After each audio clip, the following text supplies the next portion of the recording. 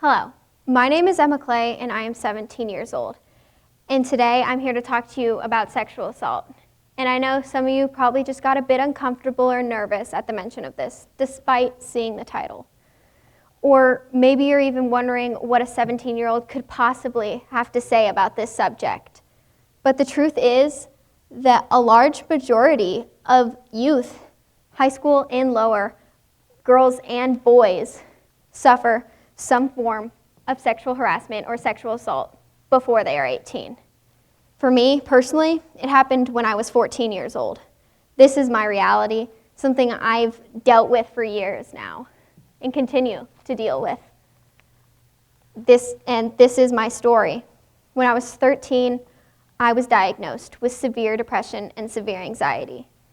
I was having a lot of issues in school, out of school, all around, to the point where I decided to move schools at the very end of 8th grade. And I moved from a private Catholic school that I had been attending for almost 9 years to a public middle school, which was a very big change for me. I had never experienced public school life. There were so many different kinds of people that I didn't know. I had been with the same group of like 10 people for almost 9 years. And when I went to this new school, I ended up falling in with the wrong crowd. They were a group of not very nice people. They hurt me in so many ways and continued to, even after I stopped being friends. But eventually, I gained the courage to get out of that relationships and move on. I got myself out, which took more strength than I knew I had. And over the summer, I hung out with people that I hadn't seen in a while, and I started making some pretty good friendships until high school came and I stopped talking to them. I became friends with another bad group of people. I fell into the same bad habit. And some of these people weren't all that bad. They were pretty good. They were nice to me and they respected me, despite being younger than them. Most were upperclassmen and could drive, which was something that was super appealing to a freshman in high school because I wasn't supposed to leave campus and I was supposed to eat lunch here. But the idea of going to some random fast food restaurant and just driving was so appealing that I started asking people to give me rides. And most did it kindly. They just wanted to be friends with me, which was really nice and sweet. But some had ulterior motives that came out eventually. Some wanted to use me for more than simple things like giving them gas money, which seems okay to me. I have to pay for my own gas now. I understand that. But through this group of people, I met 2 older males, and they displayed a lot of red flags that people talk about, but I was naive and vulnerable, and I didn't know how to see and understand those red flags. And unfortunately, something bad happened. With them being able to drive, they could take me places where I had no way back. And in the end, they ended up sexually assaulting me. They raped me. And that was a really hard thing to deal with, especially because I didn't even understand what truly happened. I was dealing with my mental health still, and it was still really bad, and this made it so much worse. And I didn't accept what happened until around junior year. When junior year came around, about halfway through, I decided to try and have a boyfriend. This really, really nice guy asked me out, and I said yes. I wanted to give it a shot.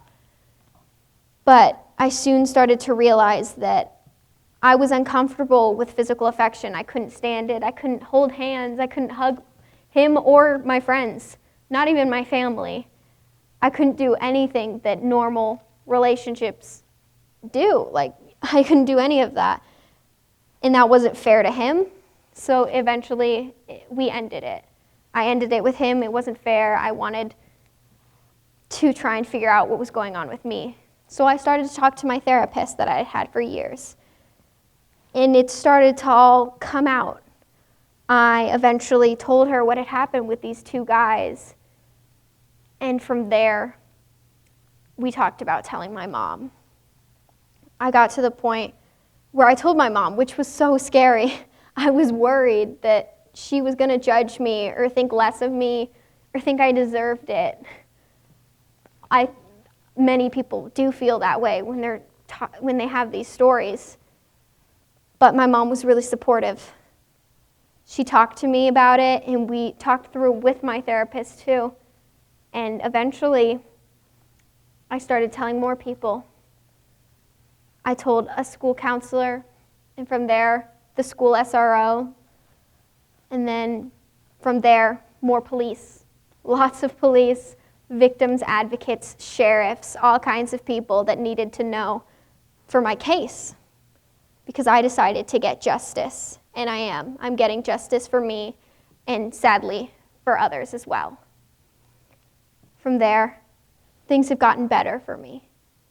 But just going back, especially when you're coming forward with a story, it's really hard to even think about coming forward, maybe even think about the event in itself, which is why something I did first and continue to do, I do all the time still, whether it be regarding the rape and sexual assaults or the random things that occur throughout my life. And that's talking to myself, sometimes in a mirror, sometimes in my car when I'm just driving around, which is a really great thing to do. I encourage you all to do it.